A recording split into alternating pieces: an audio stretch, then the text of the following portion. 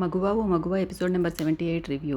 నిన్న తీర్పు చెప్పినందుకు సింధూర ఇంటి దగ్గర అందరూ హారతిచ్చి తనని బాగా పొగుడుతూ ఉంటారు. దానికి చాలా కోప్పడుతుంది చంచలమ్మ. చంచలమ్మ కోపంగా లోపలికి వెళ్ళి చైర్లో కూర్చొని ఆలోచిస్తూ ఉంటుంది సోఫాలో. తర్వాత సింధూర తన రూమ్లోకి వెళ్ళిపోతూ ఉంటుంది స్టెప్స్ ఎక్కి. సింధూర అని కోపంగా అరుస్తుంది. ఆ వితంతువుకి మరో పెళ్లి చేయమని తీర్పు చెప్పావు. నువ్వు ఆ అమ్మాయి గురించి తీర్పు చెప్పావా, లేదా నీ మనసులో ఉన్న మాట నీ తీర్పుగా చెప్పావా అని సీరియస్గా అడుగుతుంది. తీర్పు చెప్పేటప్పుడు బాధ్యతగా చెప్పాలి కానీ వ్యక్తిగతంగా చెప్పకూడదని నాకు కూడా తెలుసు అత్తమ్మ అంటుంది.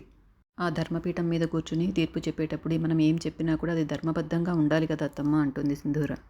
మీరు ఆ ధర్మపీఠం మీద కూర్చుని నన్ను మీ ఒళ్ళో కూర్చోబెట్టుకుని నన్ను తీర్పు చెప్పన్నారు. అంటే నేను కూడా మీలాగే విచక్షణతో ఆలోచించాలి, మీలాగే న్యాయం చెప్పాలి.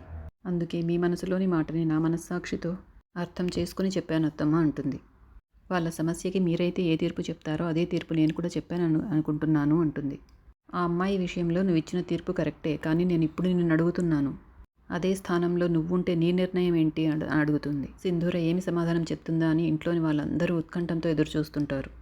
అక్కడంటే ఆ అమ్మాయికి వేరే పెళ్లి చేసుకుని కొత్త జీవితం ప్రారంభించాలని ఉంది కాబట్టి ఆ తీర్పు చెప్పాను. ఇక నా విషయం అంటారా, నాది మా వాళ్ళది అందరిది కూడా మీ ముందర చేతులు కట్టుకొని నిలబడాల్సిన పరిస్థితి. మీరు తీర్పులు చెప్తుంటే మీ ముందర చేతులు కట్టుకొని వినాల్సిన వాళ్ళం మేము. అలాంటి స్థాయిలో ఉన్న మీకు నేను నచ్చడం ఏంటి, నన్ను మీ ఇంటి కోడలుగా చేసుకోవడం ఏంటి, సుమంగలిగా ఉండాల్సిన నేను సౌభాగ్యాన్ని పోగొట్టుకోవడం ఏంటి, వితంతుగా ఉండటం ఏంటి, ఇవన్నీ నేను ఊహించకుండానే నాకు తెలియకుండాయే జరిగిపోయాయి అత్తమ్మ. నా గతం ఏంటి, నా భవిష్యత్ ఏంటి, నా జీవితం ఏంటి అని ఏమీ ఆలోచించుకోలేని పరిస్థితిలో ఉన్నాను నేను. ఇలాంటి పరిస్థితిలో మీరు అడిగిన ప్రశ్నకి ఏం సమాధానాలు చెప్పాలో కూడా నాకు తెలియదు అత్తమ్మ అంటుంది. తర్వాత ఇంట్లోని వాళ్ళంతా మనమంతా చంచలమ్మ ముందు చేతులు కట్టుకుని నిలబడతాము, ఒక్క మాట చెప్పడానికి కూడా భయపడతాము. అలాంటిది ఈ సింధూర తన ముందర ఎంతసేపు మాట్లాడింది ధైర్యంగా అనేసి కుళ్ళుకుంటూ ఉంటారు. ఇంకా ఏమేమి చేస్తుందో మన మీదకి ఏమైనా వస్తుందేమో సింధూర అనేసి భయపడుతూ ఉంటారు. అప్పుడు చాముండి ఇది జరగడం కూడా ఒకందుకు మన మంచికే, వాళ్ళిద్దరి మధ్య దూరం సింధూరనే క్రియేట్ చేసుకుంటుంది ఇంకా అని చెప్తుంది. నా కోడలు నన్నే ఎదిరించి మాట్లాడుతోంది అని ఆలోచన కడిగేలాగా అత్తమ్మకు మనమే చెయ్యాలి అని చాముండి ప్లాన్ చేస్తుంది. సింధూర మనసులో కూడా రెండో పెళ్లి చేసుకోవాలని ఆలోచన ఉంది కాబట్టి అలాంటి తీర్పు ఇచ్చిందని కూడా అత్తమ్మ అనుకునే ఛాన్స్ ఉంది అని బాగా ఆలోచించుకుంటారు వాళ్ళు. తర్వాత చంటి పాటలు పాడుకుంటూ డాన్సులు చేసుకుంటూ సంబరంగా ఉంటాడు. బసవ ఏమైంది చంటి ఇలా డాన్స్ చేస్తున్నావు అని అడుగుతాడు.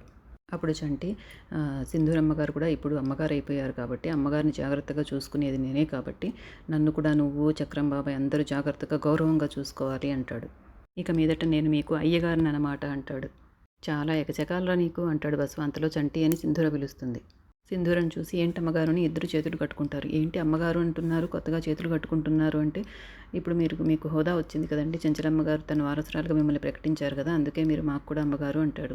నేను ఇప్పటికీ చంచలమ్మ గారికి సాటి రాను, ఎన్ని తీర్పులు ఇచ్చినా ఎంత హోదా వచ్చినా కూడా నేను ఎప్పుడు మా అత్తమ్మకు కోడలనే అంటుంది సింధూర. మీరు చేతులు కట్టుకోవాల్సింది నా ముందర కాదు మా అత్తమ్మ ముందర అని చెప్తుంది. అలాగే అమ్మగారు ఉంటారు, మళ్ళీ అలాగే అని చేతులు కట్టుకునే ఉంటారు. ఇంత చెప్తున్నా కూడా మళ్ళీ చేతులు కట్టుకుంటున్నారు, అమ్మగారునే పిలుస్తున్నారు అని గట్టిగా చెప్తుంది సింధూర.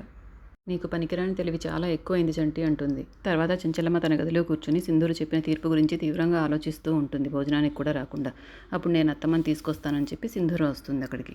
భోజనానికి రండి అత్తమ్మ అని సింధూర పిలుస్తుంది. నాకు ఆకలిగా లేదు అంటుంది. మీకు ఆకలిగా లేక కాదు, నా మీద కోపంగా ఉన్నారు, నాకు అర్థమైంది అత్తమ్మ అంటుంది. నేను చెప్పిన తీర్పు గురించి మీరు బాధపడుతున్నారు, నేను ఎప్పుడు నా గురించి ఆలోచించలేదు అత్తమ్మ, మన ఇంటి గురించి, మీ గురించి, మీ పరువు గురించి ఆలోచిస్తాను అంటుంది. మీ ప్రేమని నమ్మకాన్ని కాపాడుకోవడానికి ప్రయత్నిస్తానే తప్ప వాటిని నేను ఎప్పుడు దూరం చేసుకోనత్తమ్మా అంటుంది. మీ పరువు, మన ఇంటి పరువు పోయే పని నేను ఎప్పుడు చెయ్యనత్తమ్మా అంటుంది.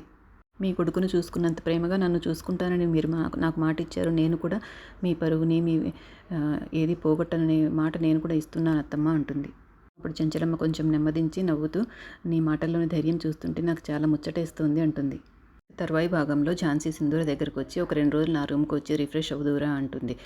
మా అత్తమ్మ మాట కాదు అంటుంది. మరి ఏమంటుందో సింధూరని చూద్దాం.